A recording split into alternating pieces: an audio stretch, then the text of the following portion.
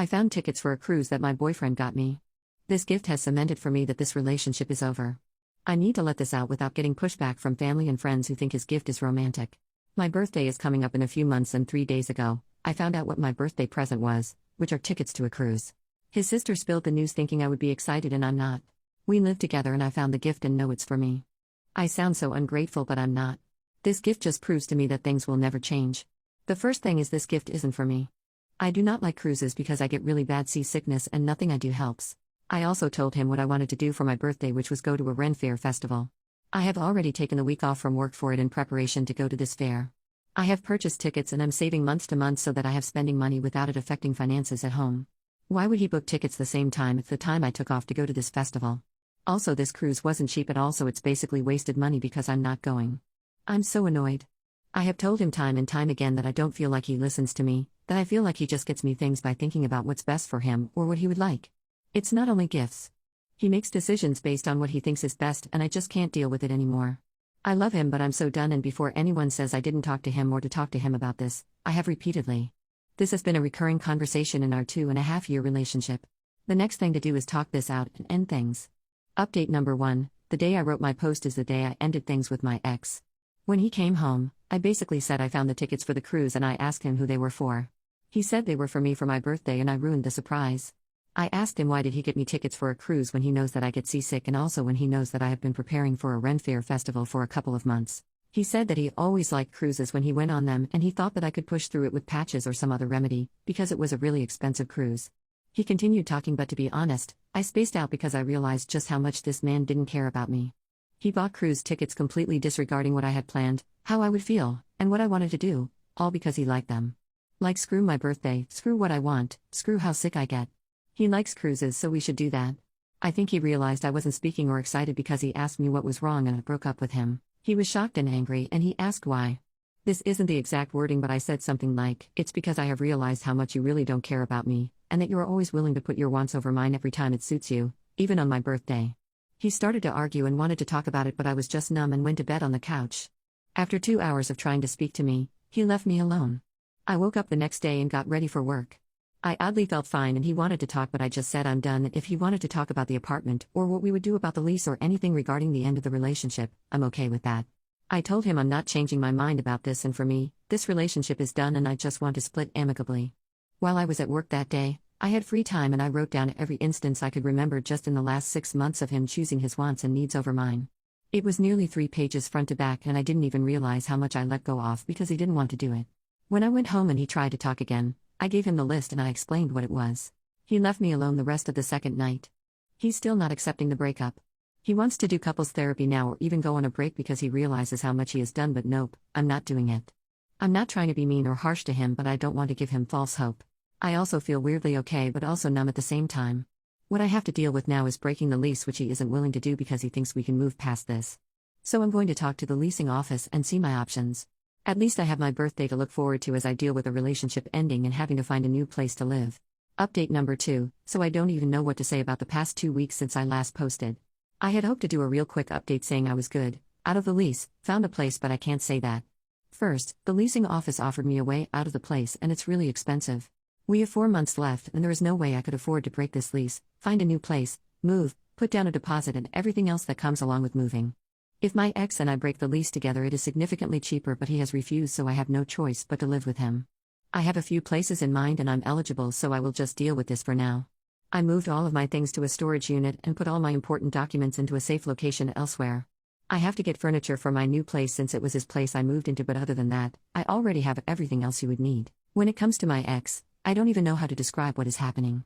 It honestly feels like these last 17 days have been happening to someone else. He won't let me out of the lease because he thinks we can fix this. First, he tried to gaslight me because he said the things on the list didn't happen. Jerk, where do you think I got an accurate recollection of what you did in the dates and text messages? When I told him that the text showed him either confirming what I said, doing the opposite, and then apologizing, his face dropped. You can lie all you want, but I literally have evidence to back up my memory. Then this brilliant idiot decided, you know what, I'm going to look at the list and pick things I did wrong and do them right.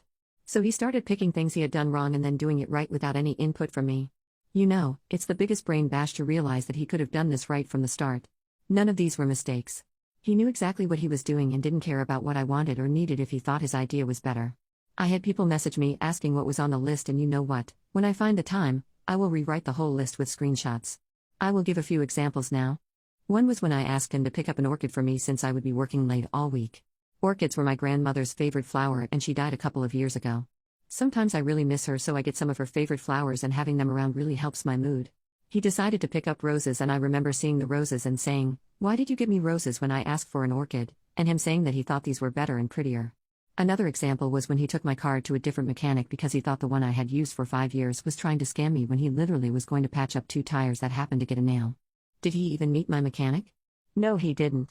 He just decided to take my car somewhere else. I took my car to my mechanic, who charged me $20 to fix my 2 tires, and he's literally my friend. The last was when I was invited to a party that had an ex-friend invited who had tried to essay another friend of mine. I told my BF, "You can go, but I'm not going out of solidarity with my friend if that guy is going to be there." He promised that he had heard from the planner that the guy had said no to coming. He lied, and my friend and I were shocked to see the guy there. I almost lost my friendship with my friend because my ex thought that we shouldn't miss out on a party because he could prevent the guy from approaching us. My ex would do things like this all the time, and each time I would be livid because he promised to do something for me, and then would veto my decision to go for what he felt was best before discussing it with me. I take full responsibility for enabling this behavior, but I honestly thought at the time that I was compromising, and he fully took advantage of that. At the time I thought, wow, yeah, he's not doing what I wanted, but he's still doing these things, and it's misguided, but he's trying. I did go to my close friends and sister to vent, and I would hear, "Oh, but at least he still got you flowers. I can't remember the last time I got roses. He was looking out for you." Some mechanics are leeches. He was trying to be a protector when he lied about the party. I realize now that these responses made me feel bad and helped me accept the behavior, because when I vented to my friends and sister, I got feedback that made it seem like I was ungrateful and that he was a boyfriend who made mistakes, but at least he tried. I also didn't realize the sheer amount of bull crap I put up with. Writing it down and seeing the list get longer and longer when you have barely scratched the surface, you're like, how did I get here? How did I let so many things slide? Where the heck did my backbone go? I will say the backbone is back, and I'm not tolerating any of this. Anytime my ex tries to talk to me about things not regarding the lease, I tell him to push through it. Your feelings are hurt, push through it. You still love me, push through it. You're in pain, push through it. You did something nice for me but I'm ignoring it, push through it. You paid for couples counseling and I didn't show up, push through it. I don't give a crap.